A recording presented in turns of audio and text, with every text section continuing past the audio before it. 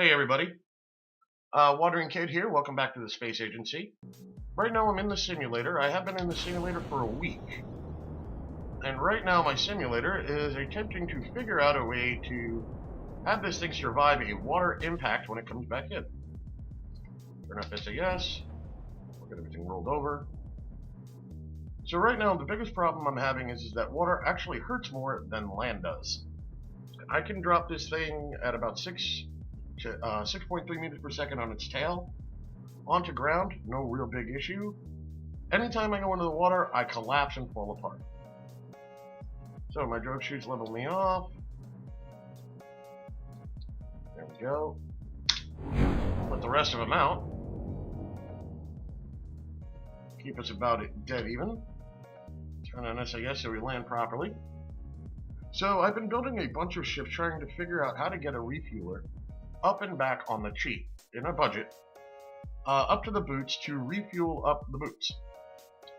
I will show you the ship collection that I have been trying lately. I have 9 different SSTO attempts. I have 2 or 3 other rocket attempts that I'm not a big fan of. This seems like the most budget-wise, intelligent build I'm doing, which is a mostly SSTO with a large amount of SRBs when I hook them on, and I'm just going to send up droves of these up to the boots to refuel it if I can survive a water landing. Alright, we're at 4.4 meters per second. Oh my goodness, I survived. How beautiful. Alright, so I have to get it below 4.5 meters per second apparently. Anything higher than that, these tanks were self-destructing when I gave that a go. So here, let me show you what else we've been doing. Let me recover that. Again, I'm in the simulator because, yes, I've been doing this for a while. Let's revert that to the vehicle assembly. What we'll do is we'll just do a quick test launch with this.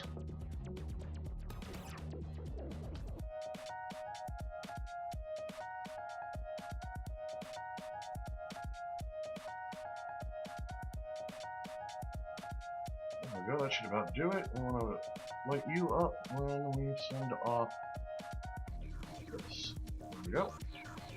Alright. Alright, no Kerbals will be experimented with. Looks like all my staging is correct. So I'll send this up, and while we do this, hopefully I'll give you an overview of what's going on with some of the other ships I was building. So the Dumbo 8 originally started as an SSTO. Here's the first Dumbo that I had built. You'll notice I've got tons of intakes all over the place, but I certainly wasn't air hogging enough. This engine cluster is going to be a pretty common thing you're going to see on these builds. This turbojet engine was the last one put on so that it'd have centralized burnout. But this thing just wasn't getting up past about 30k at best. We had serious issues. If you'll notice, the space engines on it are just a couple of little 48.7S's. Fuel tanks galore and everything else. Now, the design philosophy for these was I was supposed to be able to launch it off a Tier 2 runway from a Tier 2 spaceplane hangar. So 255 parts, 140 tons max. The longest my wingspan could be was 36 meters. So you'll notice I'm going with the triple-decker design. I stuck with this for a while. Let me show you Dumbo 2. Dumbo 2 added in a ton more fuel and shock cone intakes. I still kept getting heavy burnouts up at around 28k. Even though this design was going better, you'll notice I have the multi-landing gear on the bottom and things like that. This pitch control on the front works wonderfully, just so you guys know. It's very short, but it's very wide, very stubby looking plane. This one came in at 239 parts, 125 tons. You'll notice the width was horribly off, but I wasn't worried about that yet. I was just trying to see at this point if I could get anything in space, and I still haven't. The Dumbo 3 was a test design, and here, let me show you what I did. It was to determine if I wanted to confirm that shock cones wouldn't interfere with shock cones, if I could layer them in. What I had done was I started using stacked bicouplers in here to dupe up the amount of shock cone intakes I had going. This came in at exactly 255 tons, still not enough air hogging. So running into a parts problem, the Dumbo 4 came into play. Instead of using those very long, multi-part walrus-like tusks, I slapped on a bunch of swept wings and a couple of Elon 5s.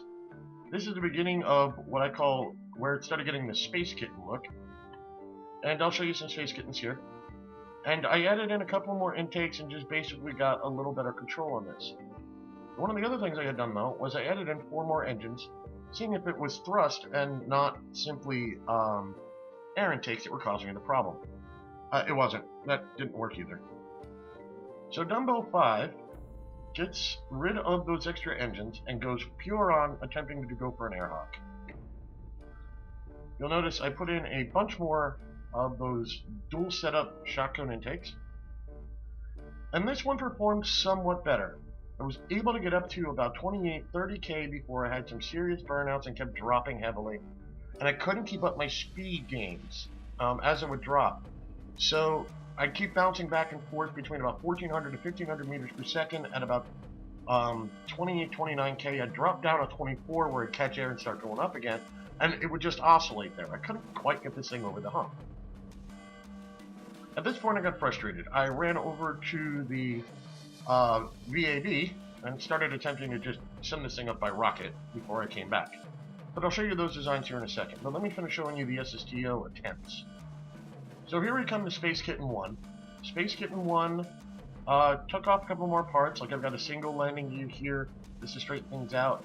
More shot cone intakes, but the big deal on Space Kitten 1 was, if you'll notice, I angled the shot cone intakes to be aimed down, so when I had the plane aimed up at like 15 degrees, these would be straight into the wind.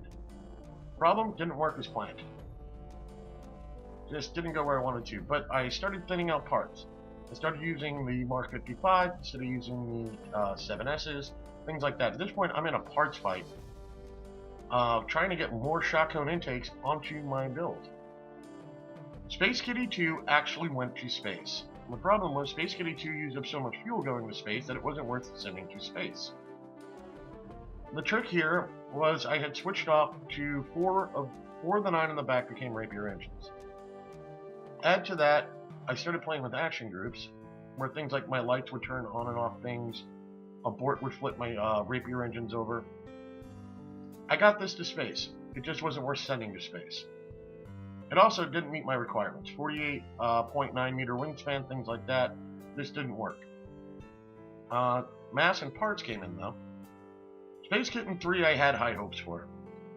The idea was, I kept having that problem at about 28 to 29k, and I had such high hopes for this build, was that I was going to use 4 SRBs as a kick.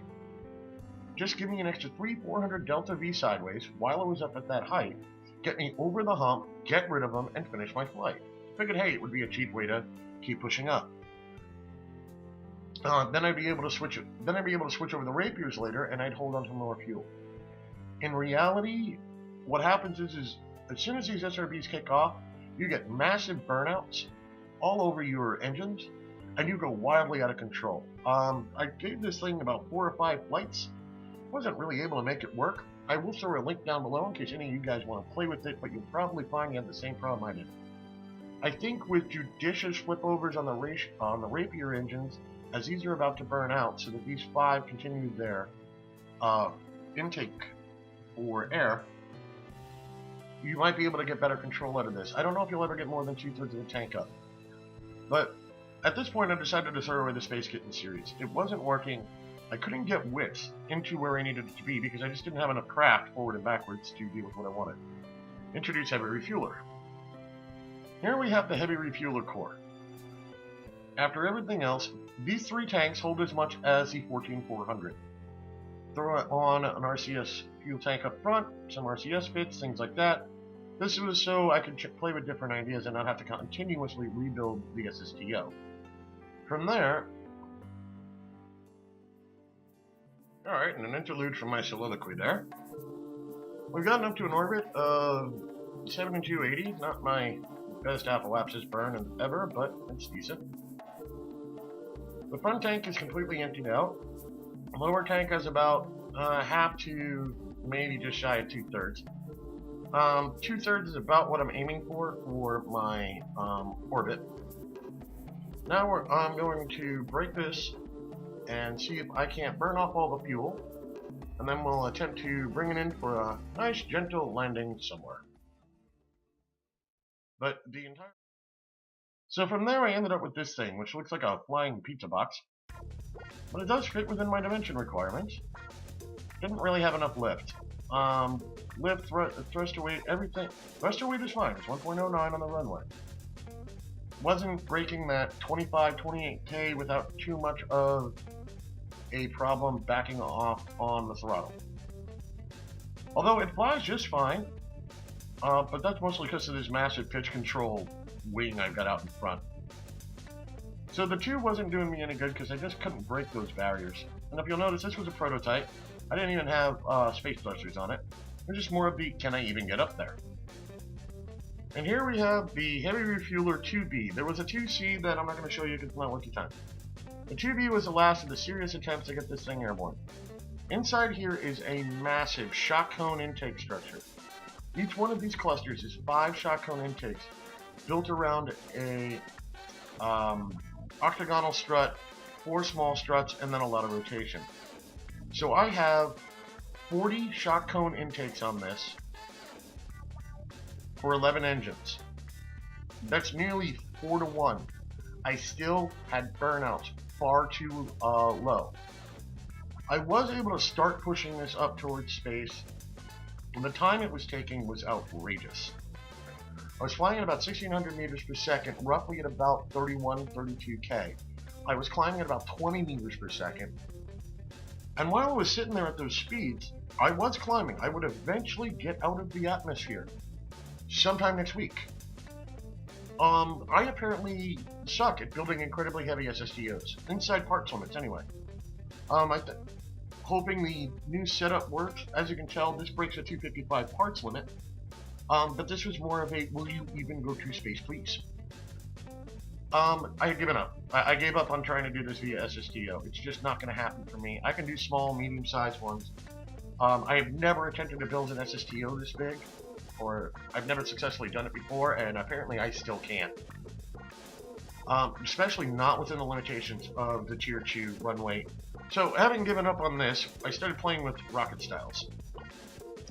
My first attempt was this little monstrosity, the Dumbo 5 rocket, which looked like a really great idea on paper.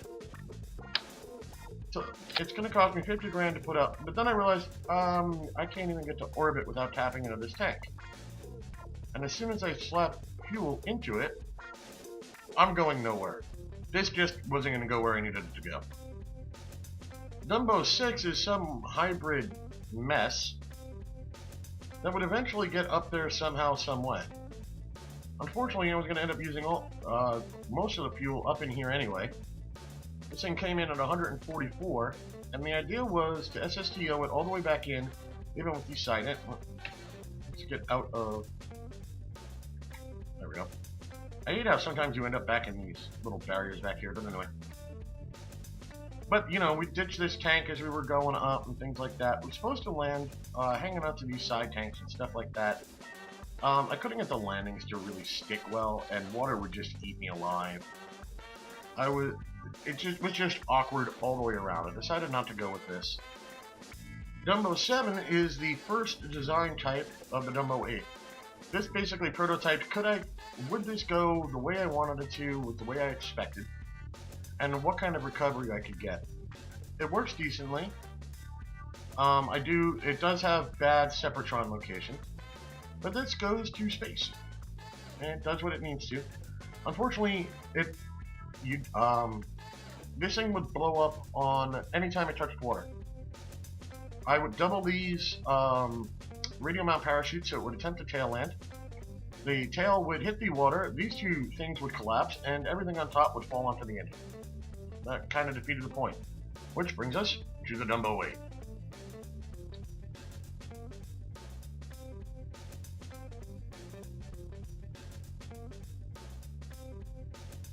Alright, so we're approaching our final deployment for chutes.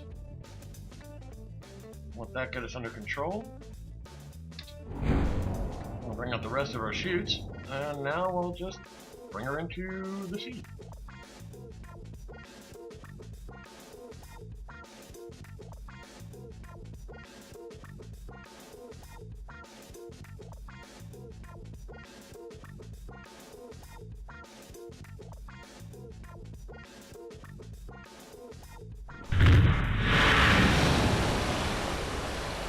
a successful landing.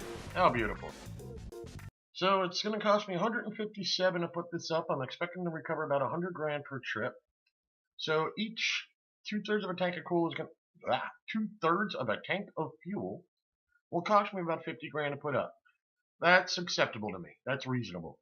That's a lot better than all the disposables. Now, of course, it's going to depend on how far off I land. But this Dumbo 8, we're going to send up a herd of them to go, herd of elephants to go refuel the boots. Which sounds more appropriate for Rome than anything else, but that's cool. So, we'll get this taken care of. So I'll get this over to my regular game. We'll go from there. Alright, so now we're actually in the space agency, and we're going to send one of these Dumbos up and see how it performs for actually refueling the boots. Let's go see how this goes. Alright, we're on the pad. We'll turn on SAS for the moment.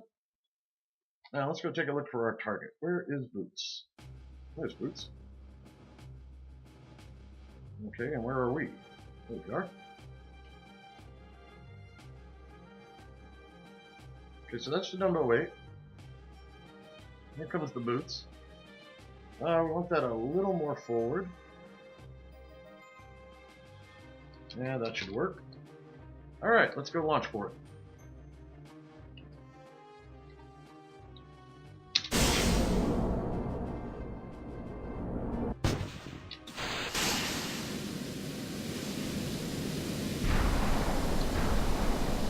Separation was good. Now we'll bring it over to 45. We'll get ourselves rolled. So 82 is fine. 79 is fine. Let's take a look at our intercept points.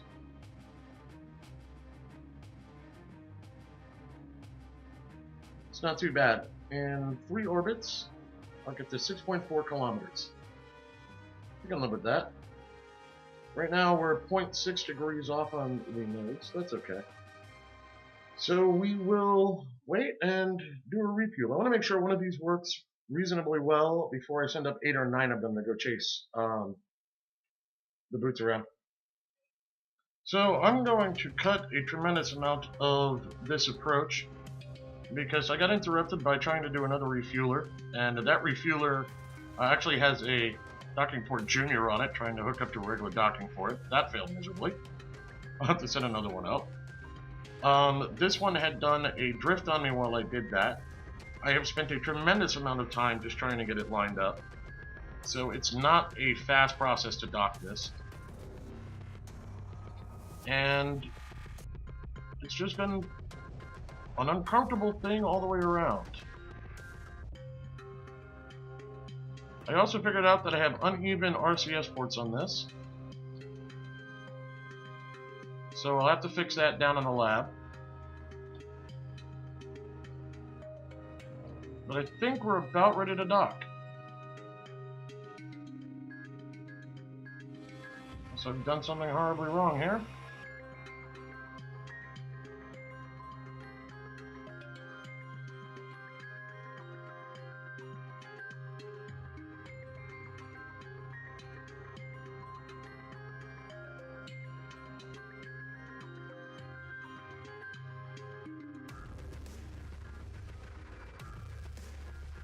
I was thinking about it. Let me turn off RCS and SAS.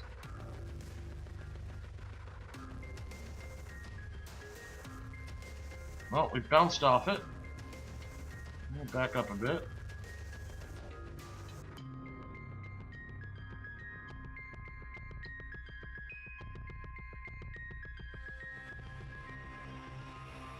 I'm out of monoprop.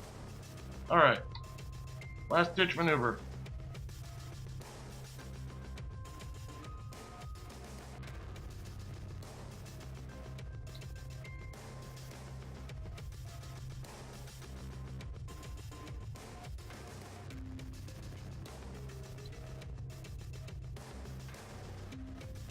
I don't think we're going to make it. Alright, I'm going to switch to the boots. Target that. Control from there. Use its RCS.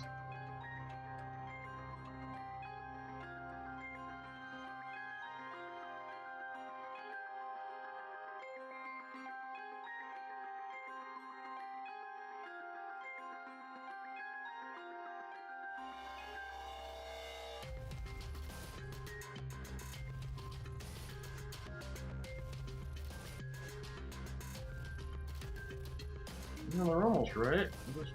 Ah, I think we finally got it linked. Alright. Sheesh. What a pest. Alright, that was probably one of the worst dockings I've done in a while. So we'll dump our fuel from here to, let's see, where's empty? That's full too. So we're just going to fill the outer tanks. Let's have a little bit in them.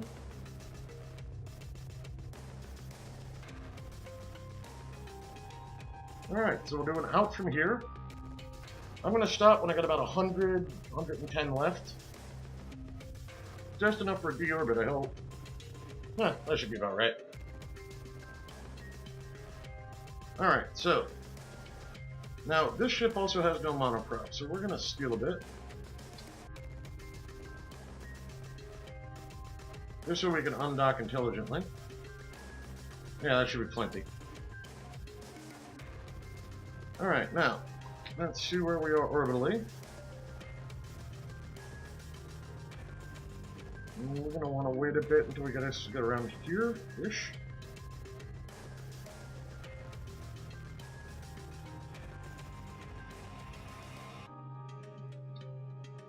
Yeah, let's see if we can't land it somewhat close to KSP. So we'll bring it around. Let me double check my alarm clock here. Let's see. Yeah, it's about 90. Let's disconnect these guys.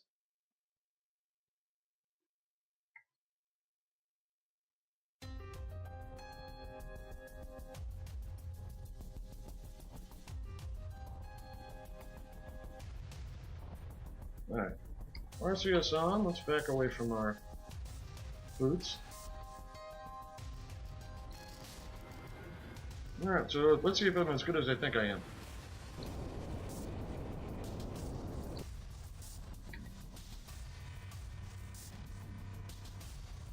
Got about 102 left. That should be a good cross.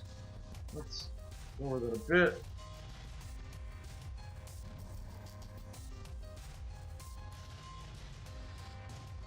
Yeah, I think that'll do. Let's see how this turns out. So it looks like I'm going to end up landing down in the grasslands here on the west side of the mountains. Not horrible.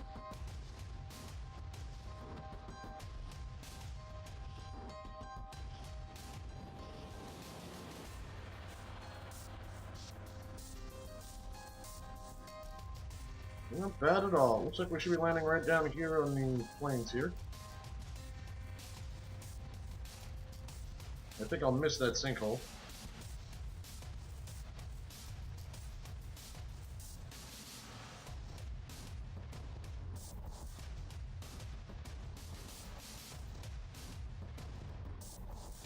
$150 on the ground, popping rest of the chutes.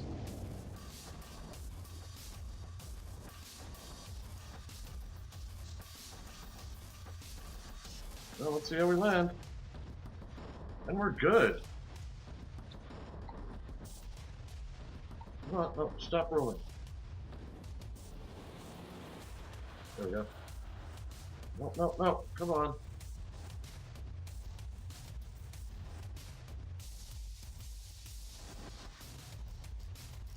There we go. So 157 grand to put up. 101 grand recovered at 91%. So if I get a little closer, I should do better than there. And not too bad. Doesn't look like anything got too badly damaged. So I'm going to have to fly a whole bunch of those at this rate. There are some adjustments that need to be made. Okay, so this is Dumbo 8. Let's upgrade you to Dumbo 9. Now, this is going to be a pain, because I'm going to have to slip in between my SRBs. Right in the middle of this, it looked like I had left on, and there's one of them. There you are. Come here. See ya. They were throwing me off all sorts of ways, because I have 2 4s on the ends, and 2 3s there. Because up here, I got a 4-way. Down here, and here is another 4-way. They were just throwing me off left and right with that 3-way in the middle. I think that was part of my control problem. that should do it. We're going to send up a herd of these Dumbo 9s and see what we can do. Well, that's going to end this episode of the agency, guys. As always, thanks for watching. I'll see you next time.